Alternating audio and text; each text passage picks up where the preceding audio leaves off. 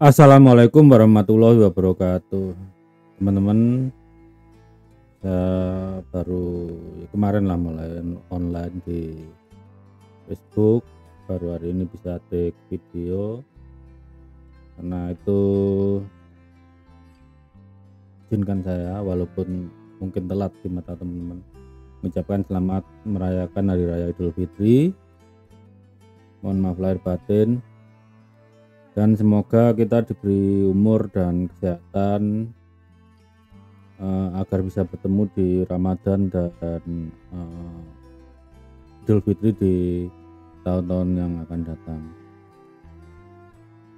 Kita langsung saja ke topik ya. Seperti di judul di pembukaan tadi di thumbnail. Dalam kasus nasab ini, para habaib dan pendukungnya itu mengajak kita ke kufur nikmat. Mereka akan menghindar menggunakan tes DNA untuk validasi nasab. Jadi ya seperti contoh dulu lah, Hanif Alatas itu mengharamkan tes DNA untuk mengutak-atik nasab, padahal kan seperti di video saya sebelumnya bahwa tes DNA itu tidak bisa dipakai untuk mengutak-atik nasab. DNA Anda itu begitu sperma ayah dan sel telur ibu melakukan fusi, ya sudah, DNA sudah nggak bisa diganti lagi.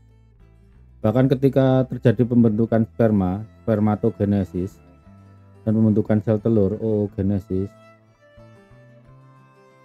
itu DNA-nya juga sudah nggak bisa diubah-ubah lagi. Nah, masalahnya kan para habaib ini memakai senjata fikih ya, interpretasi syariah gitu, yang dilahirkan ketika tes DNA itu belum ada. Mereka maunya pakai hukum yang lama gitu ya. Disitulah sebetulnya terjadi kufur nikmat. Di antara umat para rasul, hanya umat Rasulullah Muhammad Shallallahu Alaihi Wasallam yang mendapat nikmat berupa ilmu yang disebut ilmu genetika. Kalau ilmu biologi sudah ada sebelumnya. Ilmu fisika juga udah didapat lah nabi-nabi sebelumnya. Ilmu kimia juga sudah didapat di umat-umat sebelumnya. Contohnya begitu kita berhasil membuat api itu sebenarnya udah mendapat berkah ilmu kimia. Nah, ilmu genetika ini hanya umat Nabi Muhammad yang mendapatkannya.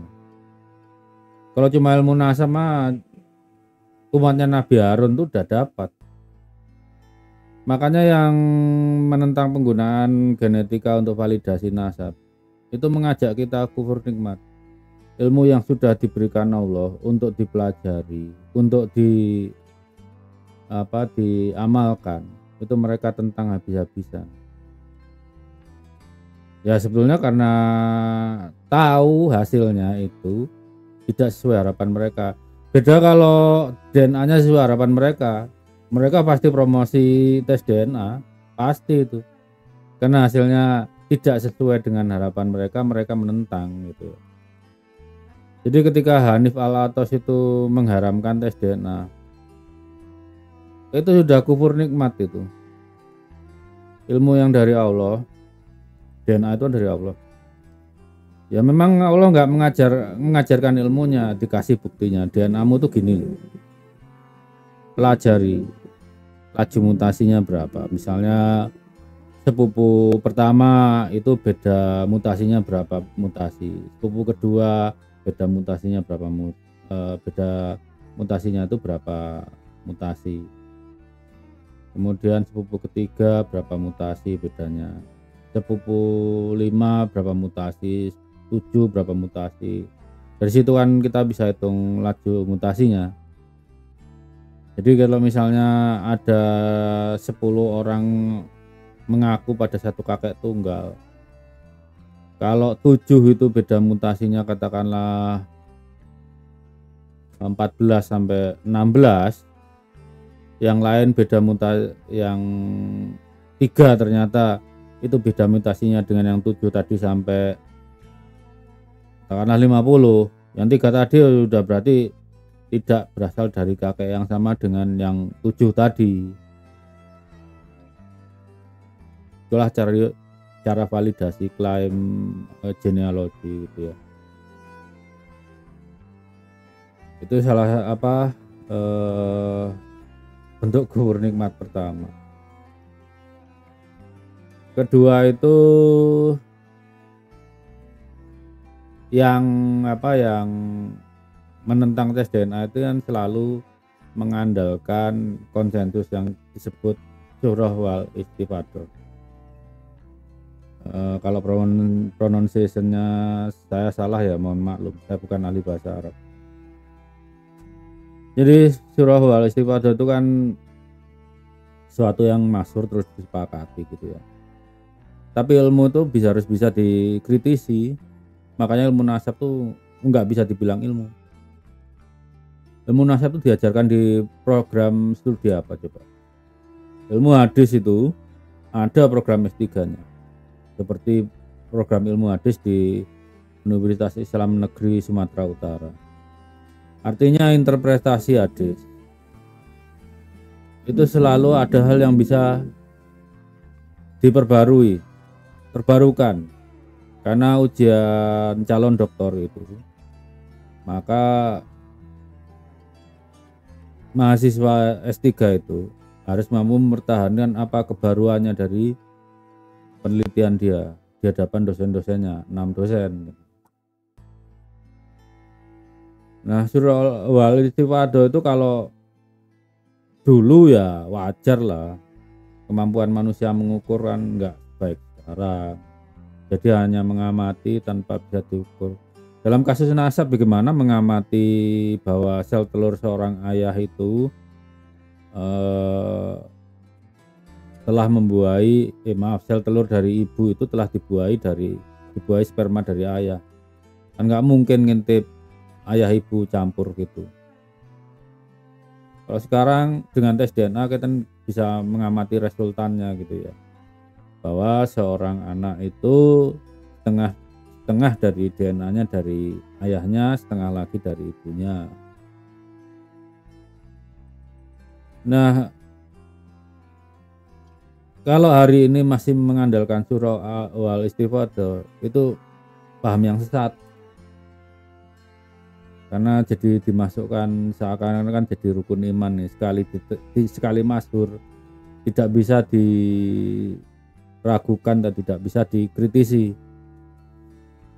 Padahal kita bisa lihat ilmu lain yang mengenal konsep surah wal istifadah itu bukan cuma ilmu nasab loh, ilmu fisika aja pernah kok.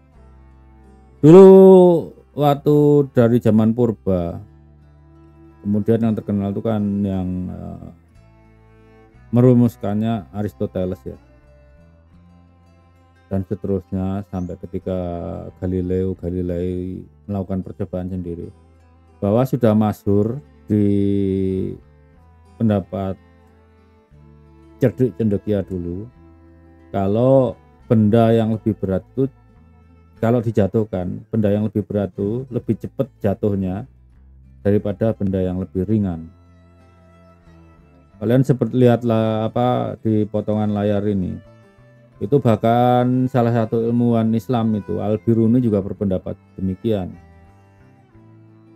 Tapi Galilei itu ragu, bikin percobaan sendiri dengan cara menggelindingkan bola di lintasan miring gitu. Ya Galilei itu belum bisa merumuskan, tapi sudah tahu pendapat itu salah, bahwa benda itu dalam percobaannya perbedaan beratnya dengan segala perbedaan beratnya itu ternyata di tujuannya nyampainya sama gitu. Hukum gravitasi itu baru ditetapkan setelah Mahaguru fisika Isaac Newton itu ketimpa apel tuh. Ya, ketimpa apel itu ya juga bentuk ayat Allah, tapi dalam ilmu alam.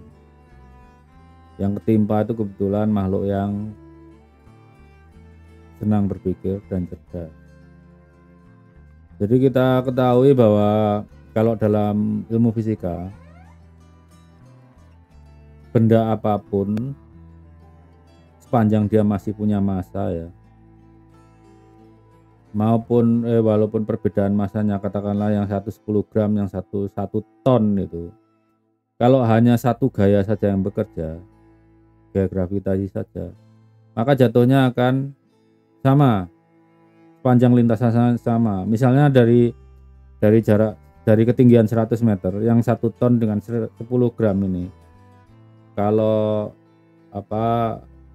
permukaan yang bagian bawah itu dibuat sama, kemudian dijatuhkan serentak, maka akan menghantam lantai juga secara serentak.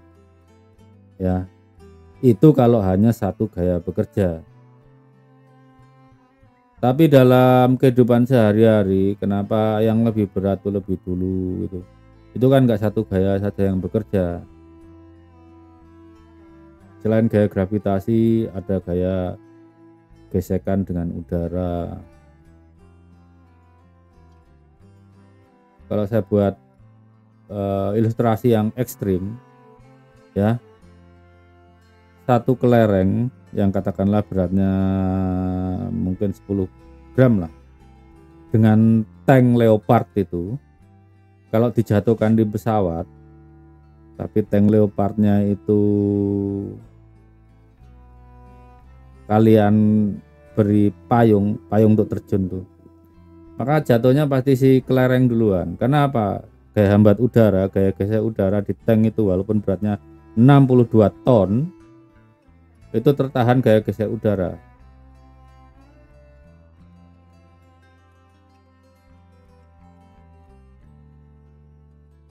Jadi dulu ketika Aristoteles menyatakan, dan termasuk Al-Biruni menyatakan bahwa benda yang beratnya benda yang lebih berat itu jatuh lebih dulu daripada benda yang lebih ringan. Mereka tidak melakukan pengukuran. Tapi ketika kita masuk ke abad fisika klasik, kalkulus sudah ditemukan gitu ya. Kan Newton dan Leibniz itu menemukan kalkulus untuk bagi kita memahami hukum-hukum fisika, kimia gitu ya. Itu baru diketahui bahwa mau benda berat, benda ringan, sepanjang gaya yang bekerja hanya di benda itu jatuhnya akan sama. Jadi kita lihat surah wal istifadah di dalam ilmu fisika yang waktu disepakati karena para ulamanya belum punya kemampuan mengukur, akhirnya harus runtuh dengan kebenaran baru yang dinamakan hukum gravitasi itu. W sama dengan M kali G. G-nya kan percepatan gravitasi, M-nya itu massa gitu ya, W-nya gaya berat. Setelah manusia mampu mengukur dengan lebih baik gitu, ternyata kalau hanya satu gaya saja yang bekerja, gaya gravitasi, mau tank dengan kelereng tadi, kalau tidak ada tambahan, misalnya dijatuhkan di lorong vakum, maka jatuhnya akan sama. Beda dengan kemampuan tumbukannya, lain cerita, kita hanya bicara kecepatan turunnya gitu. Jadi kita dengan ilmu fisika klasik ini, kita meruntuhkan teori suhrah wal istifadohnya Aristoteles, kemudian juga ilmuwan Islam Al-Biruni gitu ya. Makanya bilang kalau dulu surah wal istifadoh ya, kalau sekarang jadi surah wal istibodoh. Dulu itu hanya kesepakatan, dasar kesepakatannya kusnudon. Kalau sekarang sudah ada pengukuran, DNA itu ilmu pengukuran. Kalau seseorang satu sama lain mengaku keturunan, ya misalnya anulah, kalau di kasus Genghis Khan, yang paling pasti dari dua sepupu itu keturunan Jochi. Jochi itu anak pertama Genghis Khan, tapi bapaknya sendiri meragukan tuh anak kandungnya karena ibunya sempat ditawan musuh waktu itu. Tapi dari anak-anak Genghis Khan yang tidaknya anaknya anak menurut hukum ya, yang antara satu suku yang lain dengan suku lain tuh yang paling bagus catatannya periwayatannya itu si Jochi ini. Makanya kalau ada dua suku keturunan Jochi kita bisa percaya, tapi kalau apakah benar dia keturunan Genghis Khan, itu orang malah ragu karena si Jochi diragukan anaknya Genghis Khan.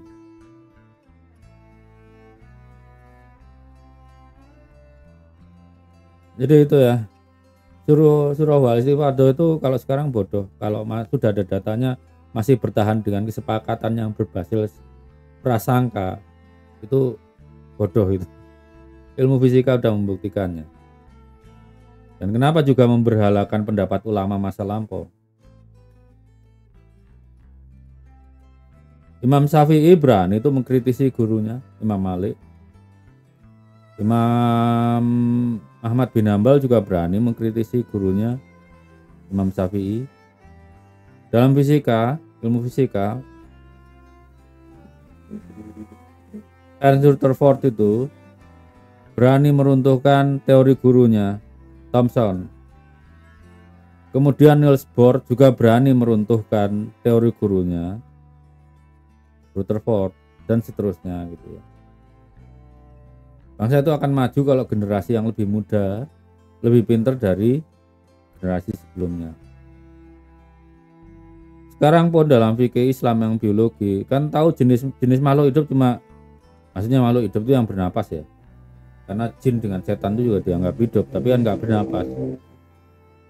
Artinya nggak menghirup udara gitu loh. Kalau bernapasnya ngirup yang lain saya nggak tahu.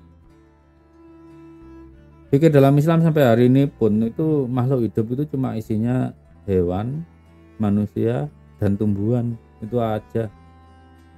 Bakteri, virus, jamur, virus, itu kan nggak ada yang bahas dalam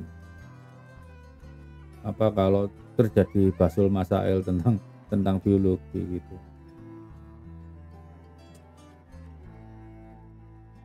Jadi itu kawan-kawan.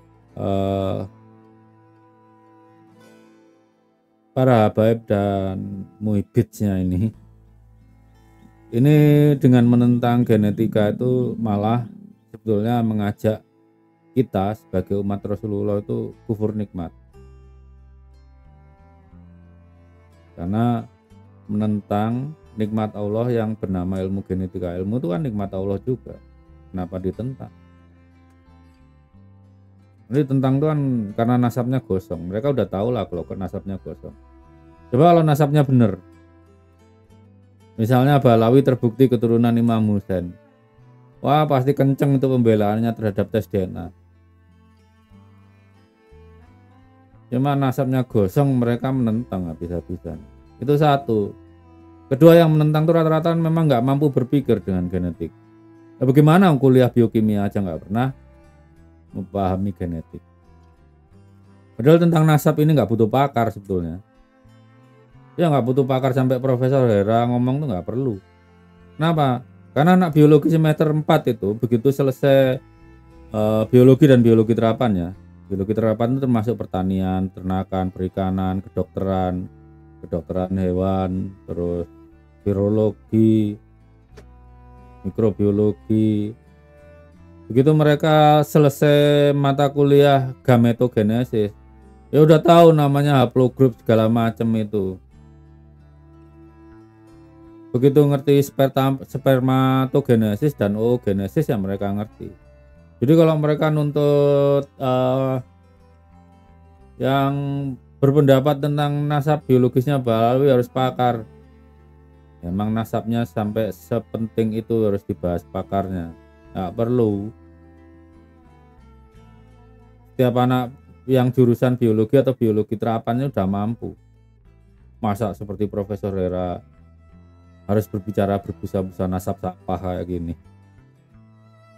Nggak perlu lah. Seperti saya ngomong kan nggak perlu senior saya Dr. Ari Kaim itu ngomong sampai detail ini. Ya biar aja yang junior kayak saya yang ngomong. Nyatanya begitu saya lempar apa haplogramnya apa Ubaidillah, apa model haplotype-nya, nggak ada yang bisa tuh nulis, ya kan? Jadi teringat ini nih, Habib Bodoh itu lebih mulia dari 70 alim. Itu yang ngomong benar-benar bodoh absolut itu. Islam itu kan agama ilmu. Siapapun muslim yang bodoh itu jadi beban peradaban Islam.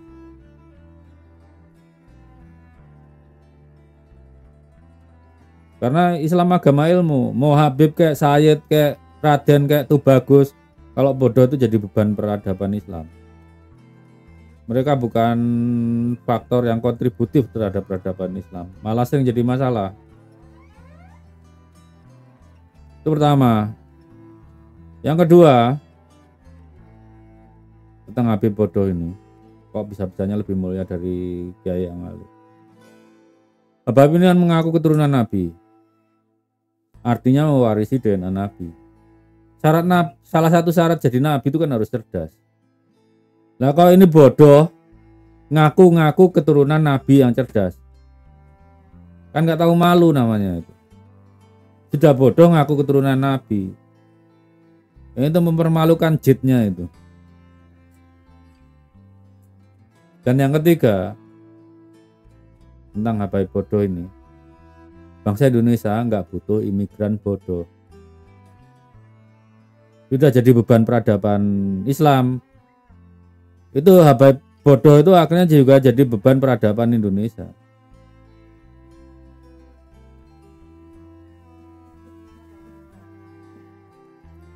Jadi itu aja teman-teman. Saya bisa simpulkan bahwa seperti Hanif Alatos kemarin, terus Aventador, Toza ini yang tentang tes DNA itu. Mereka itu ngajak kufur nikmat. Nikmat Allah yang berupa ilmu genetika itu bagi mereka itu harus ditentang penggunaannya. Ilmu yang menghasilkan 24 peraih Nobel itu mereka tentang. Mereka pengen kita terikat dengan surah wal istifadoh.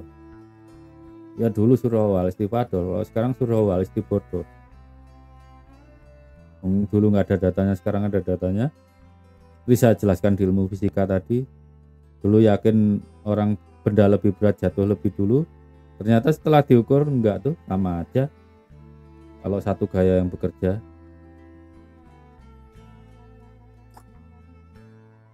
Dan terakhir, ya yang bilang Habib bodoh itu lebih mulia dari kiai alim tuh menghina akal sehat, menghina agama, ya kan? Islam itu agama ilmu. Dalam kasus Ahlul Bait pun kan sudah ditegaskan hanya berhenti pada Hasan dan Husain. Yang dibuka jalur Ahlul Bait yang masih dibuka itu jalur Salman Al Farisi, jalurnya para ulama, jalurnya para ilmuwan. Sampai segini aja teman-teman, sudah cukup panjang ya. Untuk yang masih harus balik, hati-hati di jalan. Untuk yang baru bisa mudik sekarang juga hati-hati di jalan, jaga kesehatan, terutama kejutan bulan Syawal yang tadinya sebulan penuh kita berpuasa, banyak yang lepas kontrol di bulan Syawal. Di kesehatan, hati-hati jalan. Semoga yang di perjalanan sampai di tempat tujuan tidak kurang suatu apapun, dengan kesehatan yang prima, bisa berkumpul dengan keluarga tercinta gitu. Dan semoga kita diberi umur panjang dan kesehatan untuk berjumpa dengan Ramadan dan Idul Fitri di tahun-tahun mendatang. Itu aja. Wassalamualaikum warahmatullahi wabarakatuh.